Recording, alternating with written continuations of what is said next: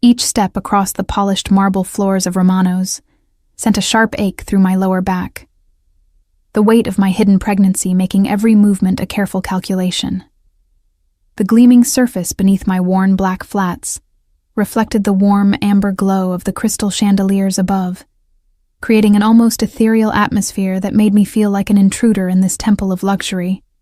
The restaurant buzzed with the soft murmur of wealthy conversations, punctuated by the delicate clink of fine crystal and the whispered commands of seasoned waitstaff who moved like dancers through the opulent dining room.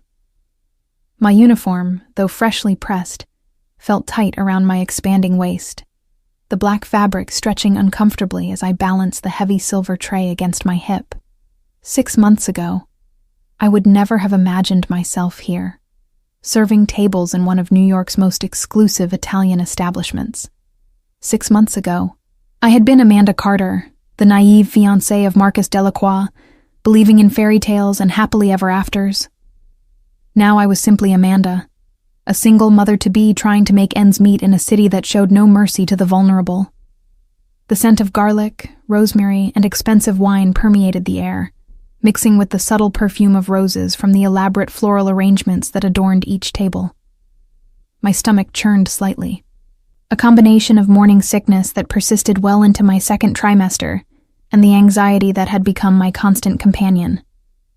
The soft Italian music playing in the background should have been soothing, but instead, it felt like a soundtrack to my precarious existence. "Table 7 needs their wine refilled," Maria whispered, as she passed me carrying a tray of steaming osso buco. Her kind eyes held concern as they always did when she looked at me. She was the only one here who suspected my condition, though she'd never asked directly. At 53, Maria had worked at Romano's for over 2 decades and had seen enough pregnant women trying to hide their condition to recognize the signs. "And Amanda," she added quietly, "Mr. Romano wants to see the new VIP section prepared. We have important guests arriving soon."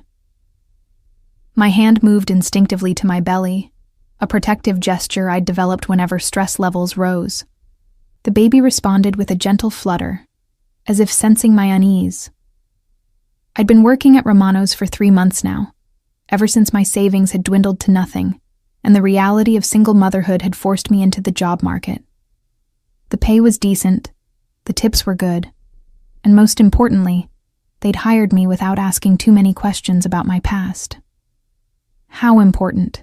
I asked, though I already dreaded the answer. Important guests at Romano's usually meant powerful men with dangerous reputations, the kind who could make or break careers with a single word, the kind who reminded me too much of the world I'd tried to escape. "The kind that makes Mr. Romano personally check the wine cellar," Maria replied grimly. "The kind that makes him wear his lucky tie and practice his smile in the mirror." The VIP section of Romano's was a world apart from the main dining room. Located on the mezzanine level and accessible by a sweeping marble staircase, it offered privacy and exclusivity that commanded premium prices. The lighting was more intimate, the tables spaced farther apart, and the view overlooked the bustling street below through floor-to-ceiling windows draped in rich burgundy velvet. It was here that deals were made, alliances formed, and sometimes, rumors whispered, problems were solved. As I climbed the stairs, my legs felt heavier with each step. The weight of my pregnancy combined with the long hours on my feet was taking its toll, but I couldn't afford to show weakness. Not here. Not when I needed this job so desperately. The baby kicked again, stronger this time, and I paused briefly at the top of the stairs to catch my breath. The VIP dining room was empty, except for the soft glow of the wall sconces and the meticulously set tables. Each table was a work of art in itself, adorned with pristine white linens, gleaming silverware, and crystal glasses that caught the light like diamonds. The silence up here was profound, broken only by the distant sounds of the kitchen below and the muted conversations from the main dining room. I began my preparations methodically, checking each place setting, ensuring the wine glasses were spotless, arranging the fresh orchids that served as centerpieces. The routine was comforting, giving my anxious mind something concrete to focus on. Each fold of a napkin, each adjustment of a fork, was a small act of control in a life that often felt chaotic. The sound of footsteps on the marble stairs made me freeze. Heavy, measured steps that spoke of confidence and authority. I continued working, keeping my head down as I'd learned to do, making myself invisible in the way that service workers perfected. The footsteps paused at the top of the stairs, and I could feel eyes watching me, assessing. "You're new," came a voice that made my blood run cold. Deep, authoritative, with the faintest trace of an Italian accent that spoke of old-world power and new-world ruthlessness. I knew that voice. I knew it intimately, though I'd tried for months to forget it. I forced myself to continue arranging the silverware, my hands trembling slightly as I tried to maintain my composure. "I've been here 3 months, sir," I replied without looking up, hoping my voice sounded steadier than I felt. "Look at me." The command was quiet, but absolute, the kind of tone that expected immediate obedience. I had no choice but to comply. Slowly, I raised my eyes to meet the gaze of the man standing 10 feet away from me, and my worst fears were confirmed. Alexander Romano stood before me in an impeccably tailored charcoal gray suit that probably cost more than I made in 6 months. His dark hair was perfectly styled, his olive skin unmarked by the passage of time, and his brown eyes held the same intense focus I remembered so well. But there was something different now, something harder and more dangerous than the passionate young man I'd known. This was a man who commanded empires, who made decisions that affected lives and fortunes. The recognition in his eyes was immediate and electric. For a moment, neither of us moved, the air between us charged with the weight of our shared history. His gaze traveled slowly from my face down to my body, and I saw the exact moment when he noticed the subtle changes in my silhouette. His jaw tightened almost imperceptibly, the only sign that my condition had registered. "Amanda Carter," he said slowly, as if testing the name on his tongue. Or should I say, Amanda Delacroix? Though I hear congratulations are no longer in order for that particular union. The mention of my former engagement felt like a physical blow. Marcus had left me the moment he'd discovered my pregnancy, claiming the timing wasn't right for his political aspirations. The humiliation of that abandonment still burned fresh, even months later. "It's just Amanda now," I managed to say, my voice barely above a whisper. Alexander moved closer, each step deliberate and predatory. The expensive cologne he wore brought back a flood of memories I'd tried so hard to suppress. Memories of passionate nights and whispered promises, of a love affair that had burned bright and fast before imploding spectacularly. "Just Amanda," he repeated, stopping directly in front of me. Close enough that I could see the gold flecks in his dark eyes, close enough to remember how those eyes had once looked at me with desire instead of this calculating coldness. Working as a waitress in my restaurant, life certainly has a sense of irony, doesn't it? "I didn't know this was your restaurant," I said, which was the truth. Romano's had been established for decades, and I'd never connected it to the Alexander Romano I'd once known.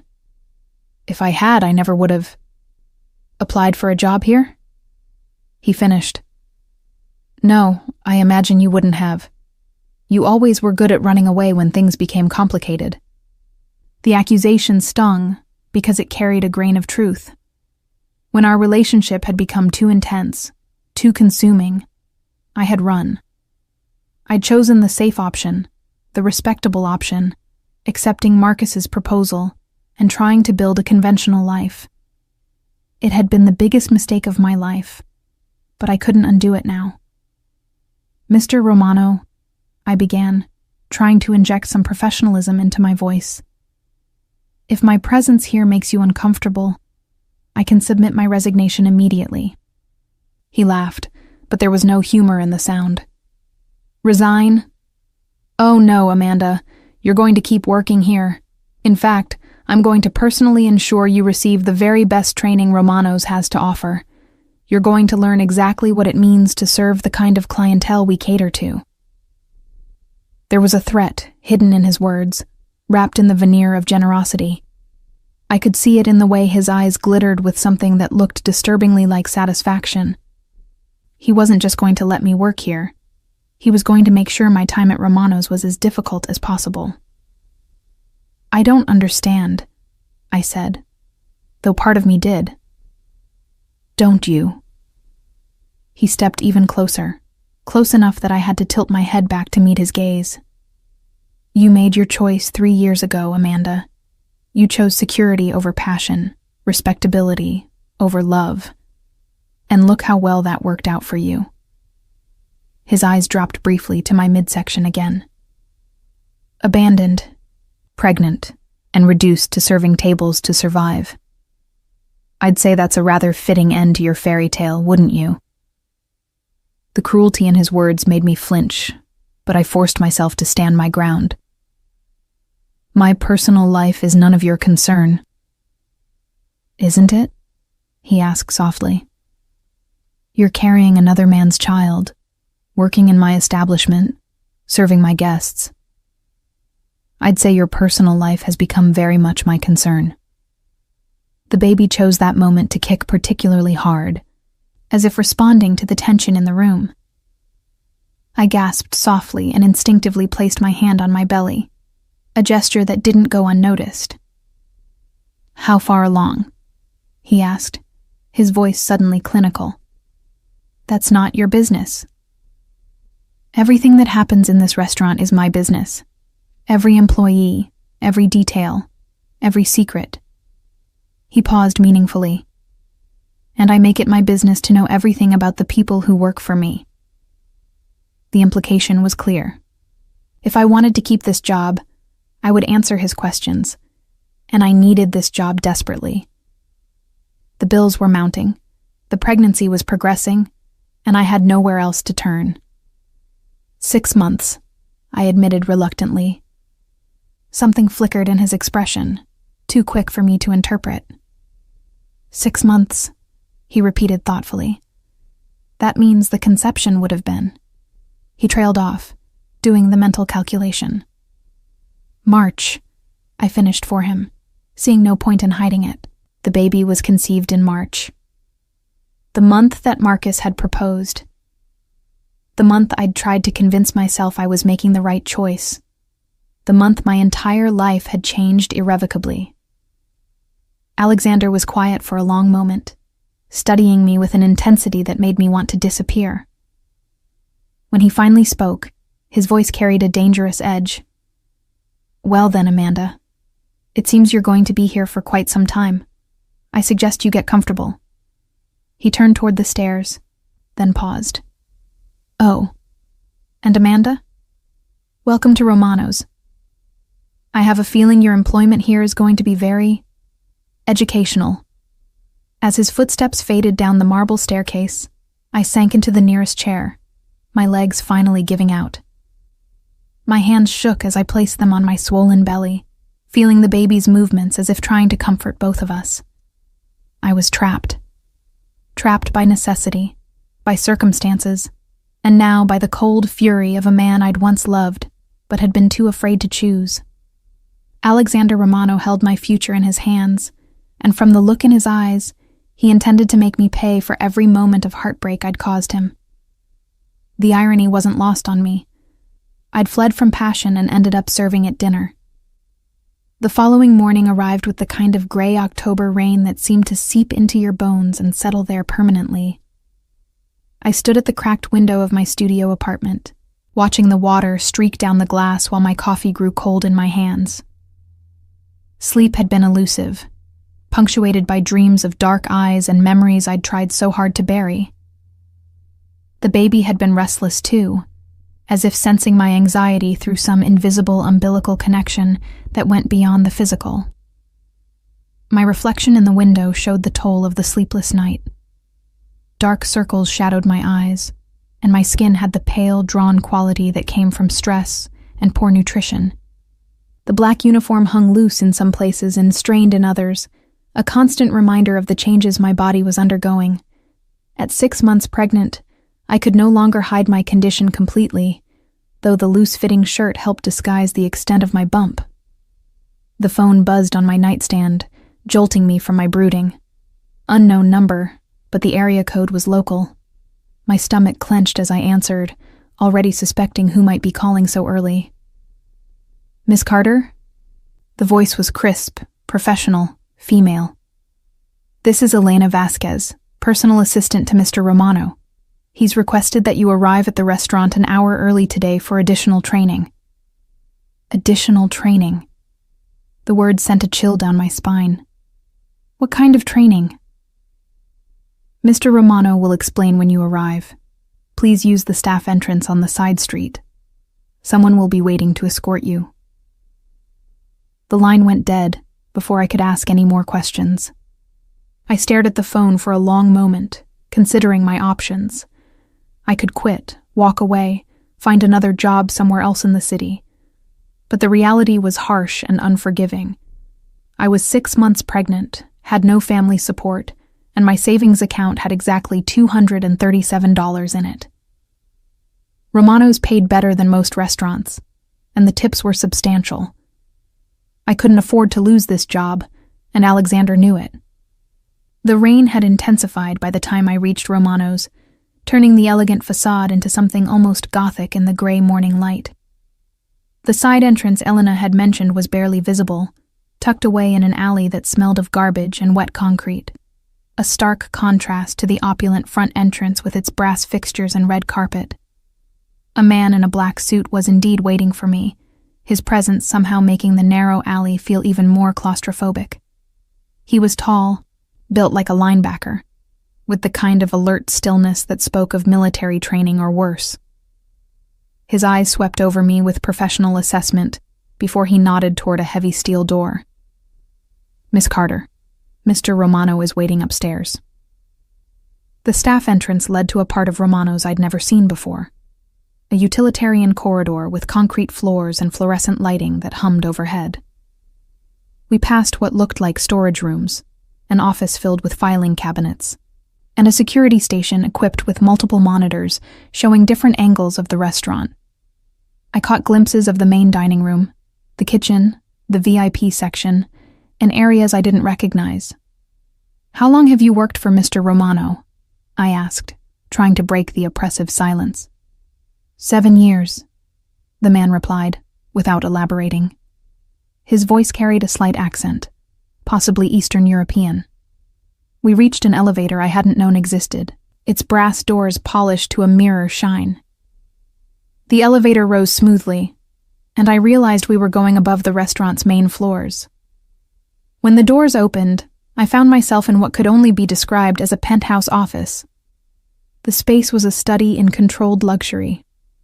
Floor-to-ceiling windows offered a panoramic view of the city, while rich mahogany furniture and Persian rugs created an atmosphere of old-world elegance. Original paintings adorned the walls, and I recognized at least one Monet among them. This wasn't just an office. It was a statement of power and wealth. Alexander stood with his back to me, silhouetted against the gray morning sky. He wore a navy suit today, perfectly tailored to his lean frame, and his dark hair caught the dim light filtering through the windows.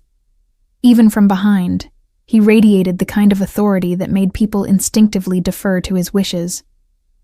"Thank you, Victor," he said, without turning around. "That will be all." The elevator doors closed behind me with a soft whisper, leaving us alone in the vast office. The silence stretched between us, heavy with unspoken history and current tension. Finally, Alexander turned to face me, and I was struck again by how much he'd changed. The passionate young man I'd known had been replaced by someone harder, more calculating. Success had sharpened him into a weapon. "Sit," he commanded, gesturing toward one of the leather chairs positioned in front of his desk. I remained standing, some stubborn part of me refusing to be ordered around like a subordinate. "What kind of training am I here for?" A slight smile played at the corners of his mouth, but it didn't reach his eyes. The kind that will ensure you understand your position here, Amanda. The kind that will remind you exactly who holds the power in this relationship. We don't have a relationship, I said firmly. We have an employment arrangement, nothing more. Is that what you think? He moved closer, each step measured and deliberate. You think you can work in my restaurant, serve my guests, take my money, and pretend we're strangers? You think I'll allow you to hide behind some professional facade after what you did? What I did? The accusation stung because I knew exactly what he meant. But I'd convinced myself over the years that I'd made the right choice. I made a decision about my future. I chose stability over uncertainty. You chose him over me, Alexander said flatly. You chose his political connections and family money over what we had together. Don't dress it up in noble language, Amanda. You abandoned me for a better offer. The words hit their mark because they contained enough truth to hurt. I had been seduced by Marcus's promises of security, by the life he'd offered that seemed so much safer than the intensity of what I'd shared with Alexander. But I'd also been terrified by the depth of my feelings for Alexander, by how completely he'd consumed my thoughts and desires. You scared me, I admitted quietly. What we had, it was too much, too intense. I couldn't breathe when I was with you. And yet here you are, working in my restaurant, breathing just fine. His voice was soft, dangerous. Tell me, Amanda, how did that security work out for you? How stable was the man who left you pregnant and alone? The mention of my pregnancy and abandonment was like a physical blow. My hand moved instinctively to my belly, and I saw Alexander's eyes follow the gesture with something that might have been satisfaction. Marcus isn't relevant to this conversation, I said, trying to keep my voice steady. Isn't he? The father of your child isn't relevant? Alexander moved to his desk and picked up a manila folder. I know all about Marcus Delacroix, Amanda. I know about his political ambitions, his family's expectations, his very public decision to distance himself from any personal complications that might damage his image. He opened the folder and began reading from what looked like newspaper clippings. State Assembly candidate Marcus Delacroix confirms end of engagement due to irreconcilable differences. Sources close to the candidate suggest his focus is entirely on public service. Alexander looked up at me. No mention of you, of course. No mention of the child you're carrying. You've been erased from his narrative entirely. The humiliation of seeing my private pain reduced to political calculation was overwhelming. I'd known Marcus had been strategic about our breakup, but seeing it documented so clinically made it real in a way I'd been avoiding. Why are you doing this? I asked, my voice barely above a whisper. Because I want you to understand your situation completely, Alexander replied, closing the folder. You have no safety net, Amanda. No family support, no trust fund, no powerful connections to help you. All you have is this job, and this job belongs to me. He was right, and we both knew it. I was trapped by circumstances and biology, by poor choices and worse luck. The baby kicked as if responding to my spike in stress, and I placed both hands on my belly protectively. I need to sit down, I admitted, the weight of everything suddenly too much to bear. Alexander's expression softened almost imperceptibly. Of course. He moved to help me into the chair, his touch brief but gentle as he steadied my arm. For just a moment, I caught a glimpse of the man I'd once known, the one who'd been tender and protective before pride and hurt had turned him cold. Are you all right? He asked, his voice losing some of its hard edge. I'm fine. It's just the baby. I settled into the leather chair, grateful for the support. You said something about training? Alexander moved behind his desk, putting distance between us again. You're going to be trained to handle our most exclusive clientele. VIP service requires a specific skill set, a certain discretion. You'll learn to anticipate needs, to see without being seen, to hear without remembering. And if I refuse, then you'll be terminated for failure to perform assigned duties." His tone was matter-of-fact, but the threat was clear. Of course, I doubt any other establishment in the city would hire a pregnant waitress with a poor employment reference. The trap was expertly constructed, and I could see all the ways it would close around me. Alexander had effectively cornered me, using my desperation and his power to ensure my compliance. The worst part was that some small, traitorous part of me was relieved. Working in the VIP section meant better tips, more stable income, and the chance to provide better for my baby. "When do I start?" I asked, surrender evident in my voice. "Today. Elena will provide you with the specific protocols and expectations. You'll shadow Maria for the first week, then graduate to handling VIP tables independently." He paused, studying my face. "There are rules, Amanda.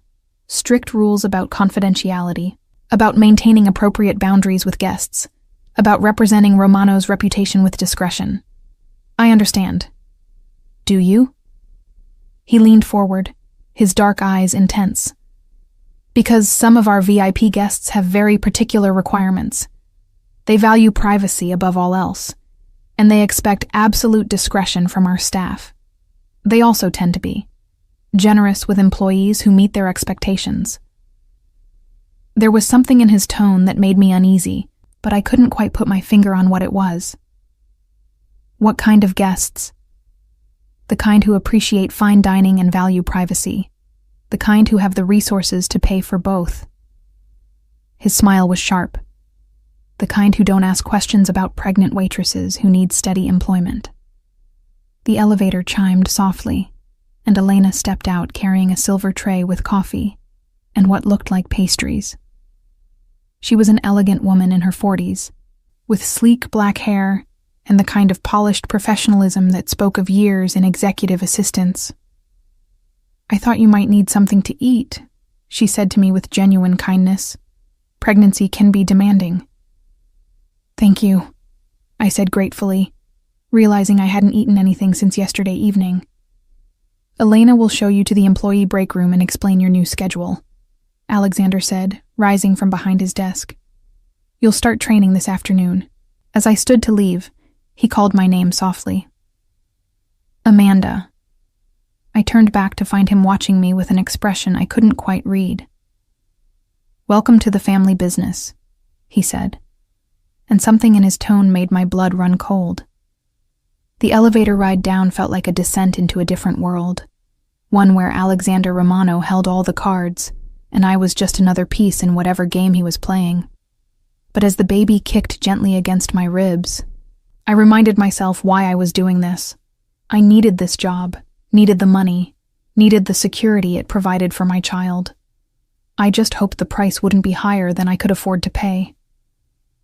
3 weeks had passed since my promotion to VIP service, and I was beginning to understand the carefully orchestrated world Alexander had drawn me into.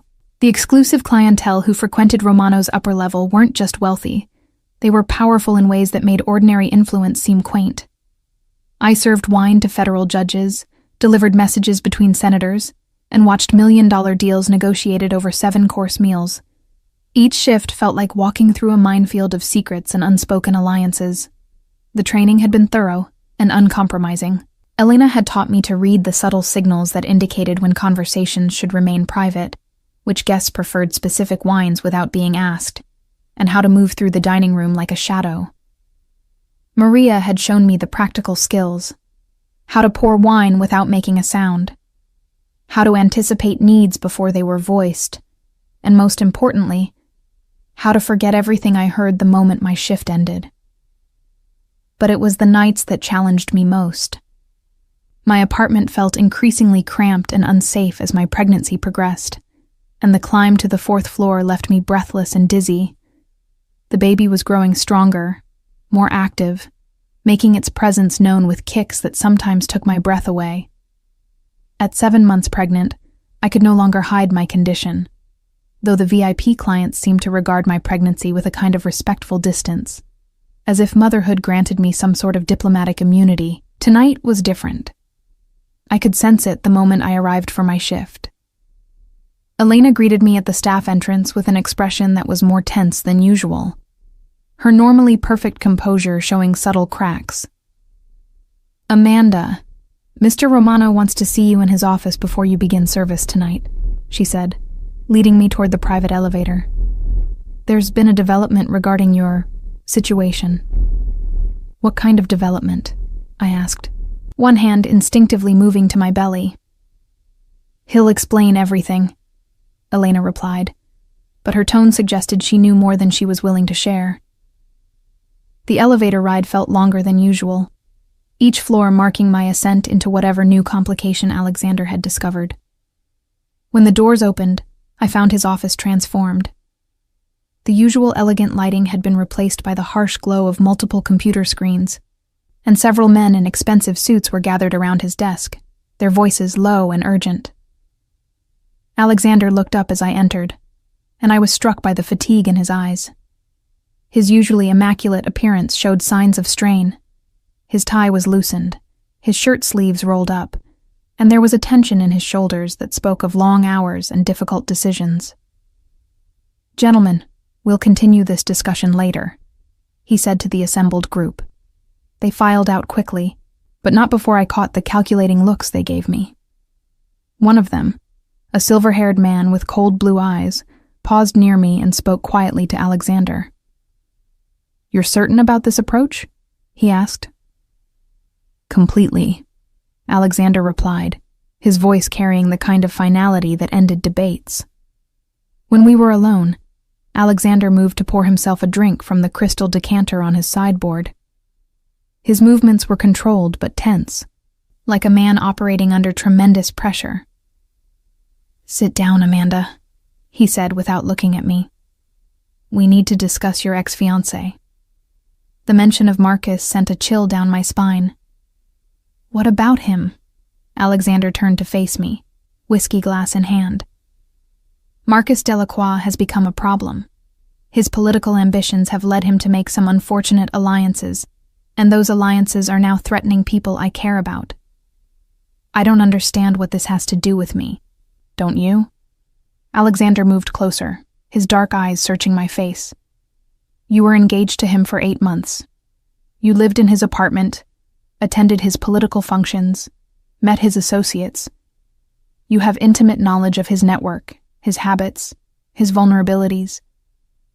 The implication was becoming clear, and I didn't like where this conversation was heading. "You want me to spy on Marcus? I haven't spoken to him since he left me. I have no contact with his world anymore, but you could," Alexander said softly, "if properly motivated." "No." I stood up, my pregnancy making the movement awkward but determined. "Whatever game you're playing with Marcus, leave me out of it. I won't be a weapon in your war." Alexander's expression hardened. "This isn't a request, Amanda. This is about survival. Marcus has aligned himself with people who would see me destroyed, and they're not particular about collateral damage. Then deal with him yourself. You're Alexander Romano. Surely you have resources that don't require a pregnant ex-girlfriend." "You're right, I do," he said, setting down his glass with deliberate care. "But none of them are carrying his child." The words hit me like a physical blow. I sank back into the chair, my hands moving protectively to my belly. "The baby isn't his," I said quietly. Alexander's laugh was bitter. "Isn't it? Let me refresh your memory about the timeline, Amanda. You broke up with me in February. You got engaged to Marcus in March. The baby was conceived in March. Either Marcus is the father, or you were sleeping with both of us at the same time." The accusation hung in the air between us, ugly and unavoidable. I closed my eyes, remembering those confusing final weeks with Alexander, the way our relationship had been disintegrating even as the passion between us burned hotter than ever. I remembered the night I'd gone to him one last time, 3 days before accepting Marcus's proposal. I remembered the desperate, almost violent way we'd made love, as if we both knew it was goodbye. It was one night, I whispered. 3 days before I said yes to Marcus. One night, Alexander repeated. And now, 7 months later, you're pregnant. The timing is very interesting, don't you think? I did the math in my head, calculations I'd been avoiding for months. The baby could be either man's child. The uncertainty had been eating at me since the moment I'd discovered my pregnancy. But I'd pushed the thoughts away, telling myself it didn't matter since Marcus had abandoned me anyway. Have you had a paternity test? Alexander asked, his voice deceptively casual. No, I admitted. Marcus left before I could suggest it, and I saw no point in pursuing it afterward. I think you should, he said. I think we both should know for certain whose child you're carrying. The suggestion terrified me more than I wanted to admit. Not because I feared the answer, but because I feared what Alexander would do with the information. If the baby was his, would he try to claim it? If it was Marcus's, would he use it as leverage in whatever conflict was brewing between them? And if the baby is yours, I asked, then you and my child will be under my protection permanently, he said without hesitation. No one will ever be able to hurt either of you. And if it's Marcus's? Alexander's expression became unreadable. Then you'll help me ensure that Marcus understands the consequences of his political choices. By using his child as a threat? By using his child as motivation to make better decisions, Alexander corrected. Marcus cares about his image above all else. A pregnant ex-fiancée and unacknowledged child could be very damaging to his political aspirations. I stood up again, this time with more determination. I won't be part of this, Alexander. I won't let you use my baby as a pawn in your game. You don't have a choice, he said quietly. The paternity test will happen, Amanda. The only question is whether you cooperate willingly, or I arrange for it to be done another way. The threat was clear, and I realized how completely he had me trapped. He had the resources, the connections, and the ruthless determination to make good on his promise. I was pregnant, alone, and dependent on his employment for survival. You're not the man I fell in love with, I said, my voice breaking slightly. For just a moment, something flickered in Alexander's eyes. Pain, perhaps, or regret. But it was gone so quickly I might have imagined it. That man was weak, he said. He believed in love and trust and happy endings. This man knows better. This man understands that power is the only protection that matters. And what about love? What about the connection we had?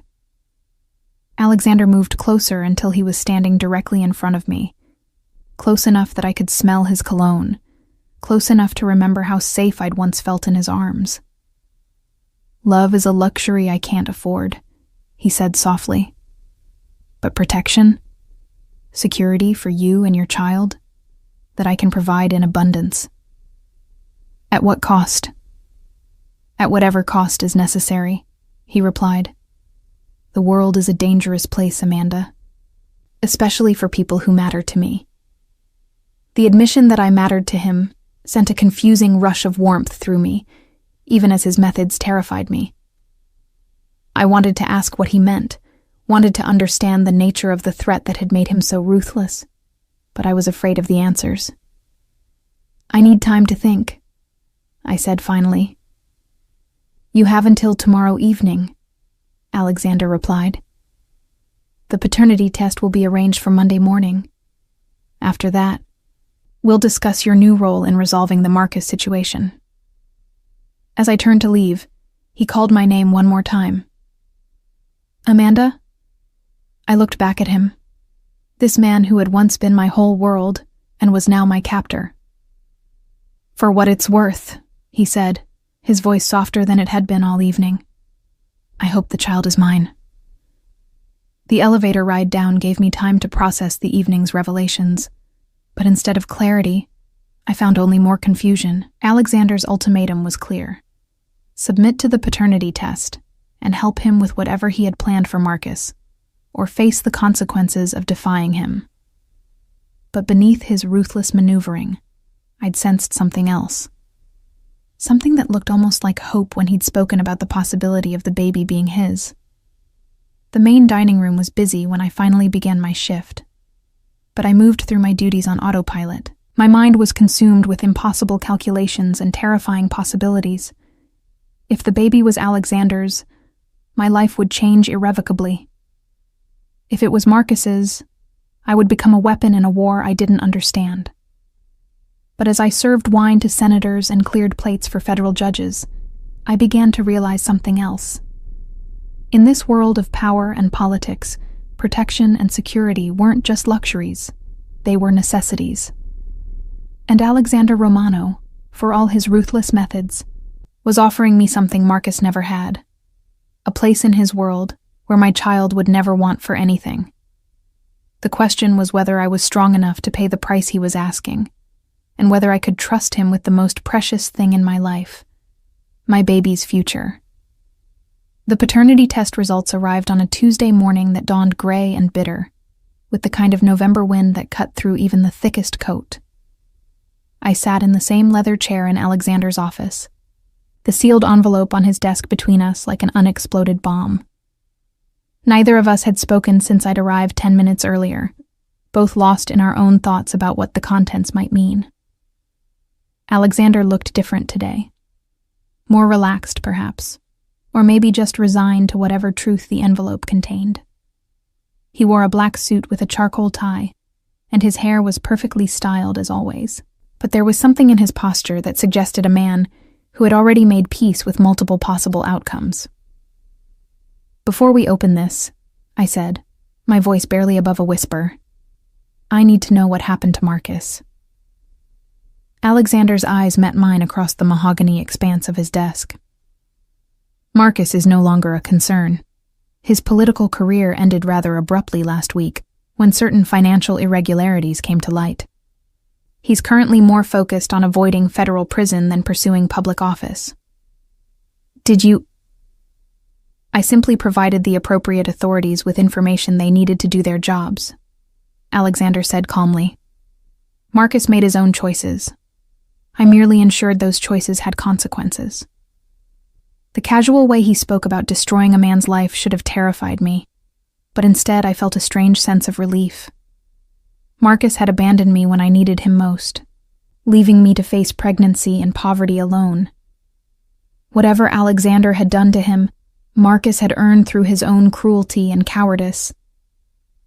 "And now?" I asked. "Now we discover whether you're carrying my child or the child of a disgraced politician," Alexander replied. He picked up the envelope, turning it over in his hands. "Either way, Amanda, you and this baby will be under my protection. The only question is the nature of that protection. Meaning if this child is mine, you'll be the mother of my heir. If it's not." He paused, studying my face. "If it's not, you'll still be under my care, but as something more like an honored guest than family." The distinction was significant, and we both knew it. As the mother of Alexander's child, I would have status, security, and a permanent place in his life. As anything else, I would be dependent on his continued goodwill and protection. "Open it," I said, unable to bear the suspense any longer. Alexander broke the seal with careful precision, unfolding the single sheet of paper inside. I watched his face as he read, looking for any sign of what the results revealed. His expression remained carefully neutral, but I caught a slight tightening around his eyes that could have been satisfaction or disappointment. "Well?" I asked, when the silence became unbearable. He set the paper down and looked at me with an intensity that made my breath catch. "Congratulations, Amanda. You're carrying my child." The words hit me like a physical force, sending a rush of emotions through me that I wasn't prepared for. Relief, terror, joy, and something that felt disturbingly like triumph all warred for dominance in my chest. The baby kicked strongly, as if responding to the revelation, and I placed both hands on my swollen belly. "Are you certain?" I asked, though I could see the certainty in Alexander's eyes. 99.7% probability of paternity, he read from the paper. "In legal terms, I am definitively the father of your child." Alexander stood and moved around the desk, kneeling beside my chair with a grace that spoke of years of martial arts training. His hands covered mine where they rested on my belly, and for the first time in months, I felt truly safe. "Our child," he said softly, his voice carrying a wonder I'd never heard from him before. "Our child," I repeated, testing the words. His touch was gentle as he spread his fingers across my belly, and the baby responded immediately, kicking against his palm as if recognizing its father's presence. Alexander's face transformed, the hard mask of power and control giving way to something vulnerable and amazed. "Hello, little one," he whispered to my belly. "Daddy's here now." The tenderness in his voice broke something inside me that I'd been keeping carefully controlled. Tears I'd been holding back for months finally spilled over, and Alexander gathered me into his arms with infinite care.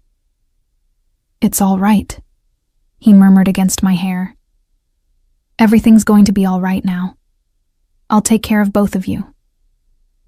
"I'm scared," I admitted, the words muffled against his shoulder.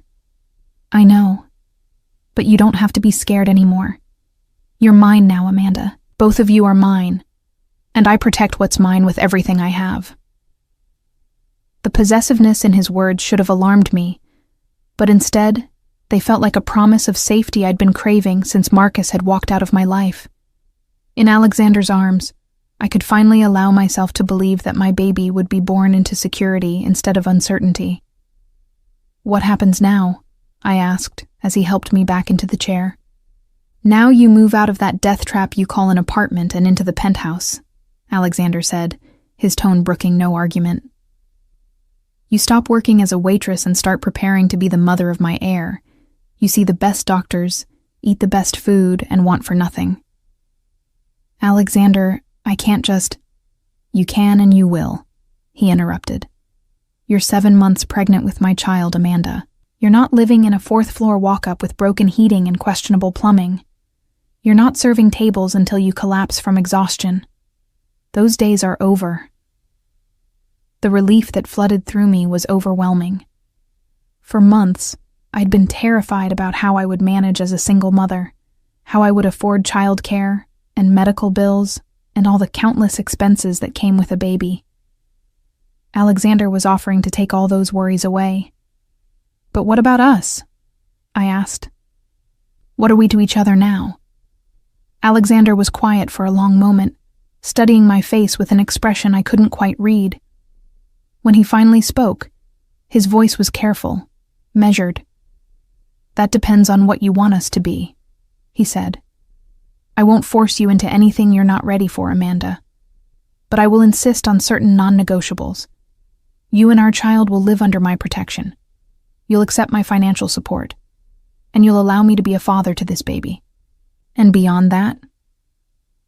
Beyond that, we have time to figure things out," he said. "We have a history, Amanda. Good and bad, passionate and painful. We also have a future now, connected through this child.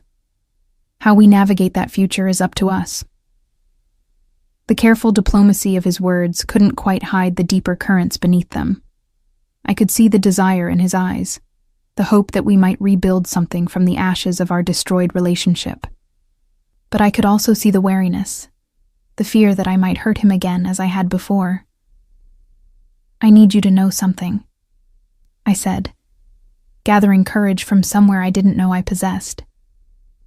"The night before I accepted Marcus's proposal, when I came to you, I knew it might be goodbye forever. I knew I was choosing safety over love, and I hated myself for it." Alexander's jaw tightened almost imperceptibly. "Then why did you do it?" "Because I was terrified of how much I loved you," I admitted. "Because when I was with you, I lost myself completely. I couldn't think straight, couldn't make rational decisions. You consumed me in a way that felt dangerous. And Marcus felt safe? Marcus felt controllable, I corrected. He offered me a life I could understand, predict, manage. You offered me passion and intensity, and a love so complete, it scared me. And now I'm older, hopefully wiser, and I understand that safety without love isn't really safety at all. It's just a prettier prison. Alexander moved closer, his hand reaching out to cup my face with infinite gentleness. And what do you want now, Amanda? I want to try again, I whispered. I want to see if we can build something real this time, something that lasts. Even knowing what kind of man I am, what kind of world I live in. Especially knowing that, I said. Because this time I understand that love without power to protect it is just vulnerability. And I've had enough of being vulnerable. Alexander's smile was slow, transformative, turning him back into the man I'd fallen in love with 3 years ago. Then welcome home, Amanda. Welcome to the family. He kissed me then, soft and careful, mindful of my condition, but full of promise for the future. The baby kicked between us, as if celebrating the reunion of its parents, and I felt something settle into place that had been broken for far too long. When we broke apart, Alexander rested his forehead against mine. There are things you need to know about my business, about the people I deal with. It's not always pretty, and it's sometimes dangerous. I understand. Do you? Because once you're in this world completely, there's no going back.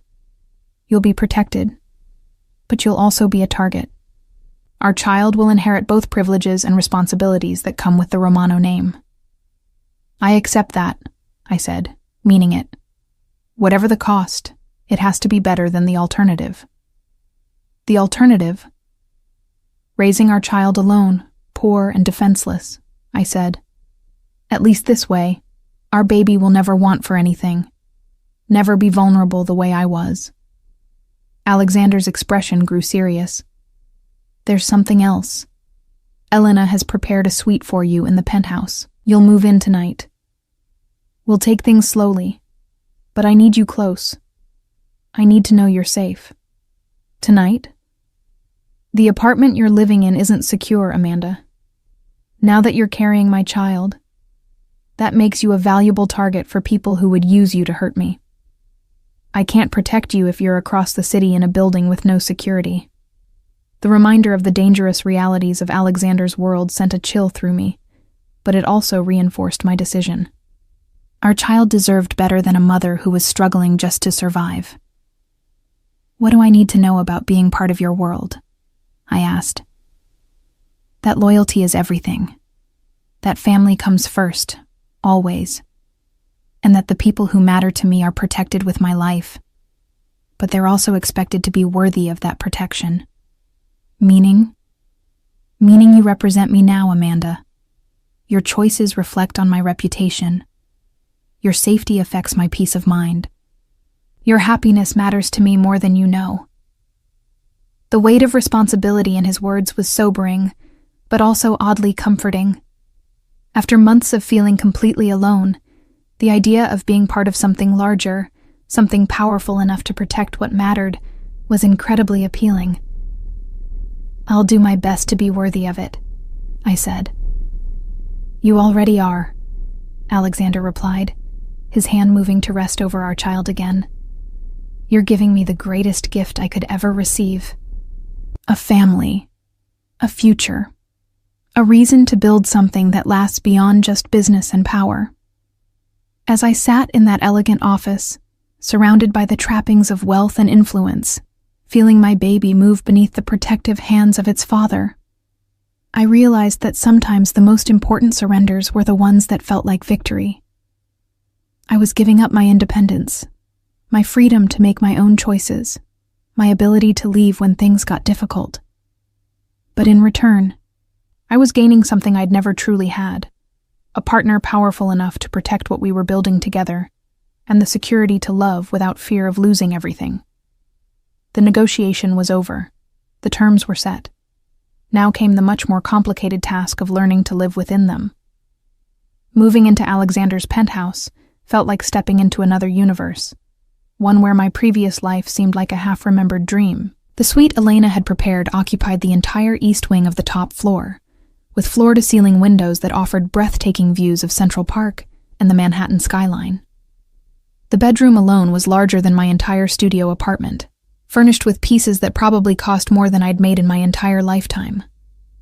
But it was the nursery that took my breath away completely.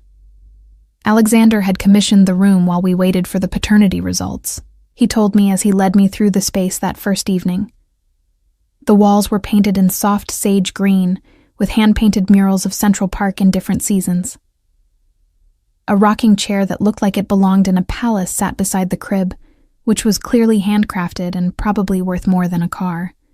Everything was perfect, elegant, and clearly chosen by someone who understood that this child would want for nothing. "You did all this before knowing if the baby was yours?" I asked, running my fingers along the smooth wood of the crib rail. "I hoped," Alexander said simply. "And I wanted to be prepared either way. If the child was mine, I wanted everything to be perfect. If it wasn't..." He paused. "If it wasn't, I still wanted you both to be safe and comfortable." The admission revealed a vulnerability I hadn't expected. Alexander Romano, the man who commanded empires and inspired fear in his enemies, had decorated a nursery on hope alone. 2 weeks had passed since I'd moved in, and I was beginning to understand the careful choreography of Alexander's world. His days began before dawn with phone calls to associates across different time zones. Elena managed his schedule with military precision, ensuring he was always 3 steps ahead of whatever crisis might emerge. The penthouse was a fortress of luxury, but it was also a command center from which Alexander orchestrated complex business dealings that seemed to touch every aspect of the city's power structure. I was 8 months pregnant now, and my body was making its own demands known with increasing urgency. Dr. Patricia Henley, the obstetrician Alexander had insisted I see, was the best in the city and had already warned us that the baby could arrive any time in the next few weeks. Each day brought new aches, new limitations, and a growing anticipation that was both exciting and terrifying. "You're restless," Alexander observed one evening, as I stood at the windows watching the sun set over the park. He'd arrived home earlier than usual, which had become his pattern as my due date approached. "I feel like I'm in limbo," I admitted. "Waiting for the baby, waiting to see what our life will really look like when it arrives. Everything feels suspended." Alexander moved behind me, his hands settling on my shoulders with the kind of gentle pressure that had become second nature to him since I'd moved in. He was always touching me now, a hand on my back as I navigated stairs, fingers tracing soothing circles on my palm when he sensed I was anxious, arms supporting me when I struggled to get comfortable. It was as if he was trying to rebuild our physical connection through constant, careful contact.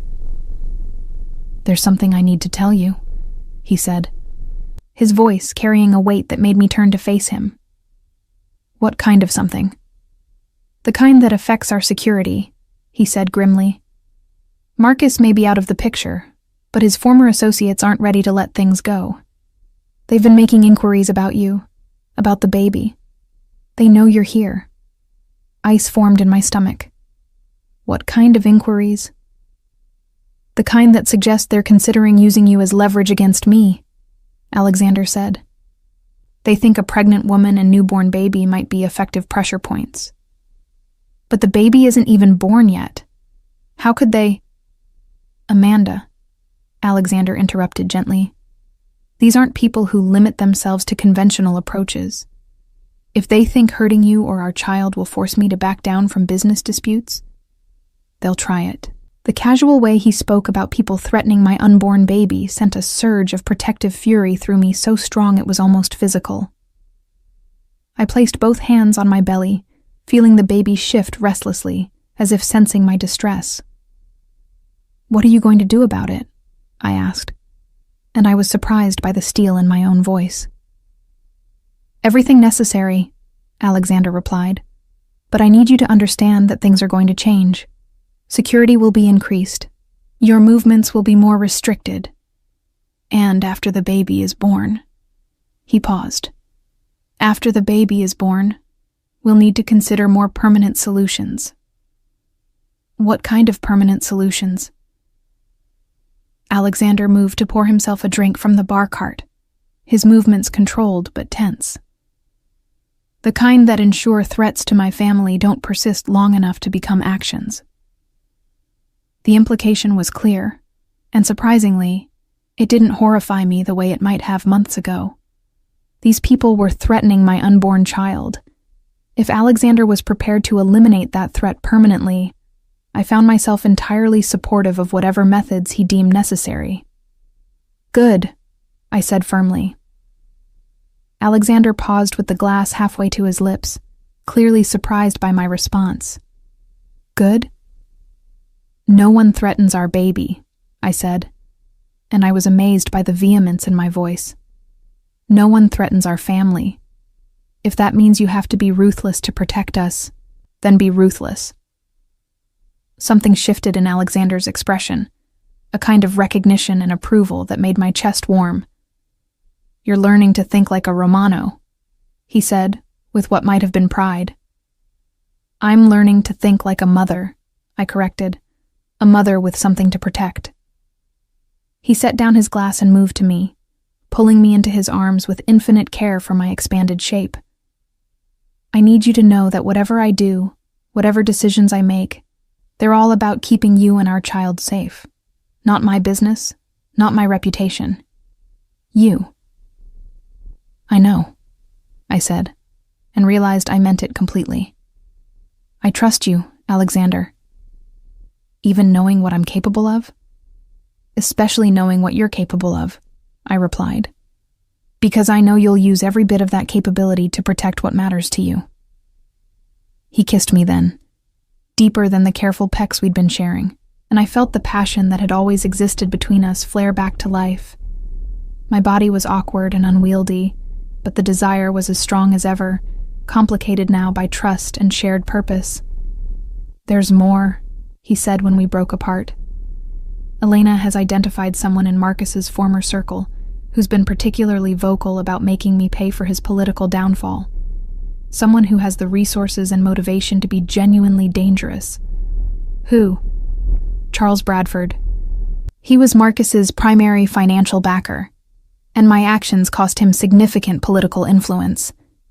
He's also the kind of man who holds grudges and has the means to act on them." I remembered Charles from the political functions I'd attended with Marcus.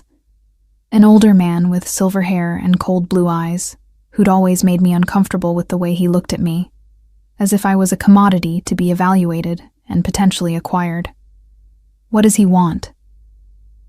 Initially, he wanted Marcus back in a position of power so he could recoup his political investments. Since that's no longer possible, he seems to have decided that destroying me is an acceptable alternative. Alexander's jaw tightened. "He's made several attempts to damage my business relationships and has been asking questions about our personal life that suggest he's looking for vulnerabilities." "And he sees me as a vulnerability?" "He sees you as leverage," Alexander corrected. "A pregnant woman he could threaten or harm to force me into making concessions I'd never consider otherwise." The clinical way he discussed the threat should have been frightening, but instead, it filled me with a cold determination. Charles Bradford had no idea what he was dealing with. He thought he could use me to hurt Alexander, but he didn't understand that I was no longer the frightened, abandoned woman who'd been serving tables 8 months ago. I was the mother of Alexander Romano's child, and that made me as dangerous as I was valuable. "How do we stop him?" I asked. "We?" Alexander raised an eyebrow. "We," I confirmed. "This is our family he's threatening, our child. I'm not going to sit in this beautiful prison while you handle everything alone." Alexander studied my face for a long moment, and I could see him weighing my words against his protective instincts. Finally, he nodded slowly. Bradford operates through intermediaries and shell companies, which makes him difficult to reach directly. But he has weaknesses. A gambling problem he thinks he's hidden, a son with expensive drug habits, and a wife who doesn't know about either issue. Blackmail? Information sharing, Alexander corrected with a slight smile. Mrs. Bradford deserves to know how her husband is spending their money. The Gaming Commission deserves to know about his undisclosed gambling debts. His son's employer deserves to know about the cocaine habit that's affecting his performance. It was elegant and vicious, destroying Bradford through the exposure of his own secrets rather than direct confrontation. More importantly, it would neutralize the threat to our family without putting Alexander at risk of legal consequences. When?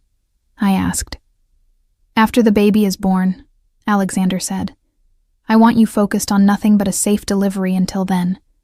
After that, we'll handle Bradford and anyone else who thinks they can threaten what's mine. What's mine? The possessiveness in his voice sent a thrill through me that I was no longer ashamed to acknowledge. I was his, and he was mine, and our child would be born into a family that would protect it with everything they had.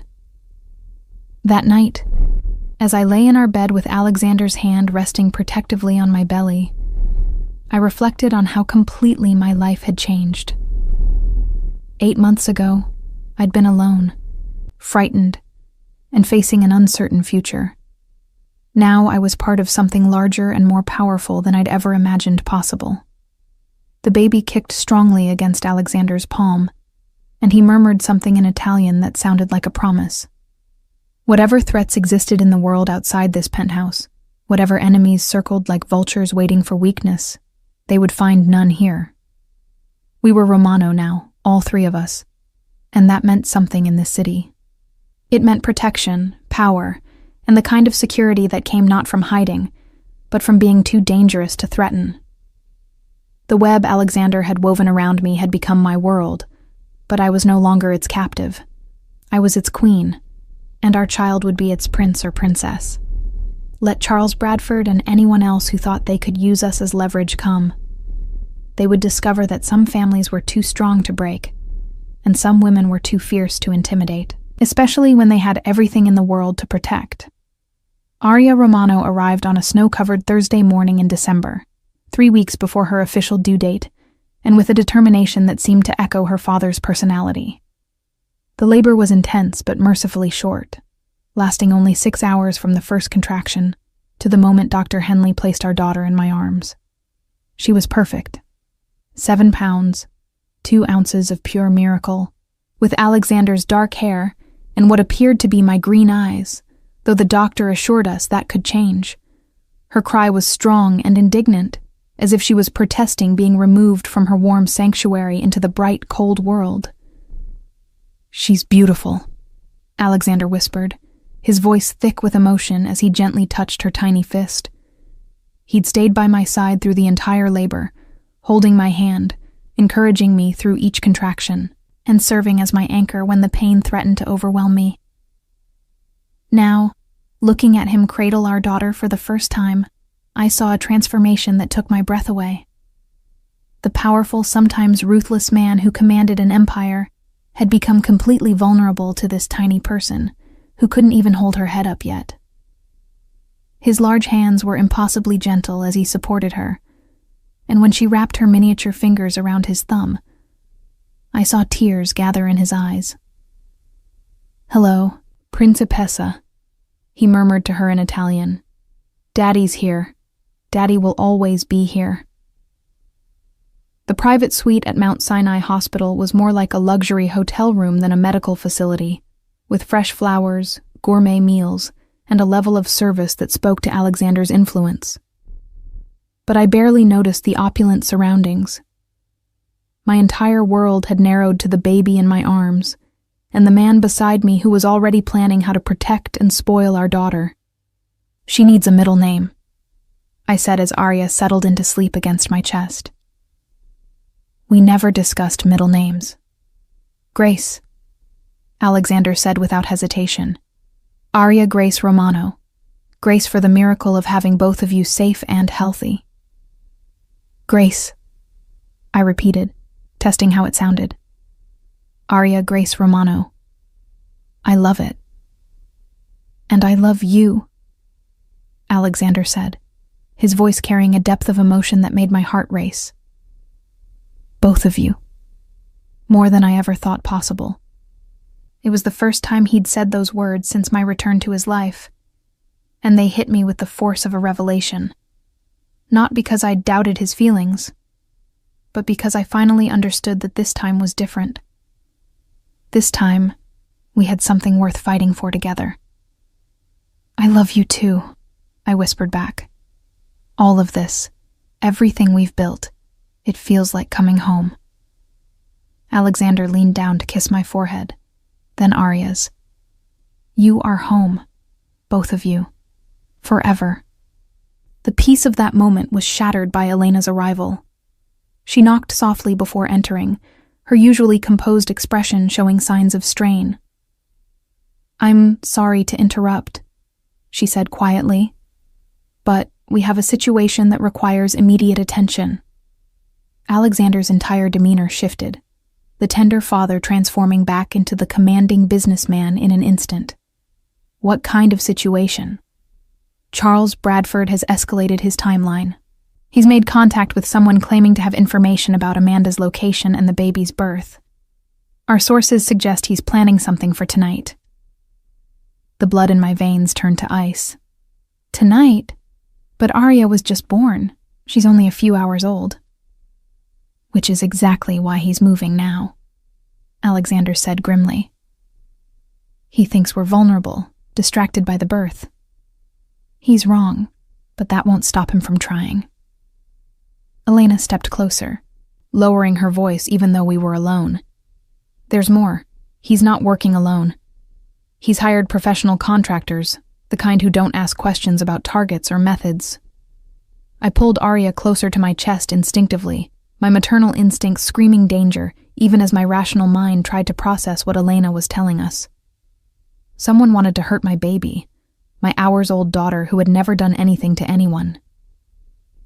Options? Alexander asked, his voice deadly calm. We can increase security here and wait for them to make their move, but that puts Amanda and the baby at risk, Elena replied. Or we can transfer them to the estate tonight, where we have better control over the environment. Transfer them? Tonight? I just gave birth hours ago, I protested. Amanda, Alexander said gently but firmly, if Bradford is planning something for tonight, I need you and Aria somewhere I can guarantee your safety. The estate has security measures the hospital can't match. Dr. Henley chose that moment to arrive for her evening rounds, her presence a reminder of the medical realities I was trying to ignore in favor of the security concerns. How are we feeling? She asked with professional warmth, then noticed the tension in the room. Is everything all right? Doctor, what are the risks of transporting Amanda and the baby tonight? Alexander asked directly. Dr. Henley looked between us, clearly sensing undercurrents she didn't understand. Transport where? And why? Home, Alexander said, for security reasons. Mr. Romano, Amanda delivered just 6 hours ago. Moving her tonight would be inadvisable unless there's a medical emergency requiring specialized care we can't provide here. Doctor, I said quietly, there are people who want to hurt my baby. Tonight. Alexander needs to get us somewhere safe. Dr. Henley's expression grew serious. I see. In that case, medically speaking, you could be moved if absolutely necessary. You'd need a medical transport team, and I'd want to examine you both before and after. But Amanda, you need to understand the risks. You're still bleeding, still recovering from delivery. Any complications could be serious. The alternative is staying here where my daughter could be targeted by people who want to use her to hurt her father, I said. I'll take the medical risks over that. Alexander moved to the window, his phone already in his hand. I could hear him speaking in rapid Italian to someone, coordinating what sounded like a military operation. When he returned to my bedside, his expression was resolute. Medical transport will be here in 30 minutes. Elena is coordinating with hospital security to ensure we leave without being observed. The estate is already being prepared for your arrival. And Bradford? I asked. Alexander's smile was cold and sharp. Bradford will discover tonight that threatening my family was the last mistake he'll ever make. The transfer to the estate was surreal, like something from a movie. The medical transport team was discreet and professional, monitoring both Arya and me throughout the 40-minute drive to Alexander's country property in Westchester. Arya slept through most of it, seemingly unbothered by the drama surrounding her arrival into the world. The estate was magnificent even in the darkness, with lights illuminating the approach drive and security personnel visible at strategic points throughout the grounds. The house itself was a masterpiece of old-world elegance, with soaring ceilings, marble floors, and artwork that belonged in museums. But it was also a fortress. I could see the discreet security cameras, the reinforced windows, and the way the staff moved with the alertness of trained professionals rather than household employees. "Welcome home," Alexander said as we pulled up to the front entrance. "Both of you." The master suite had been transformed into a temporary medical facility, with everything Dr. Henley had requested for my recovery and Arya's care. A bassinet that probably cost more than most people's cars sat beside the king-sized bed, and a nursing chair positioned by the windows offered views of the estate's manicured gardens. "This is incredible," I breathed, settling into the bed with Arya in my arms. "This is necessary," Alexander corrected, but his voice was gentle. "I will not have my family vulnerable to people who mistake kindness for weakness." Elena appeared in the doorway, tablet in hand. "Sir, Bradford's team attempted to breach hospital security 20 minutes ago. They were detained by our people and turned over to hospital security, who found them in possession of weapons and restraints." "And Bradford himself?" "Currently being questioned by federal authorities regarding financial irregularities in his political donations. I believe the interview will be quite lengthy and thorough." The satisfaction in Elena's voice was subtle but unmistakable. Bradford had moved against Alexander's family and discovered that some people were far more dangerous than they appeared. "Is it over?" I asked. "For Bradford, yes," Alexander replied. "For anyone else who might be foolish enough to think they can threaten what's mine, tonight will serve as an educational example." As if sensing the resolution of the immediate threat, Arya began to fuss, her tiny cries indicating she was ready for her first feeding at our new home. I adjusted my position to nurse her, marveling at how natural it felt, despite everything we'd been through in the past few hours. "She's going to grow up knowing she's protected," I said, as Arya settled into nursing. "She'll never have to be afraid the way I was."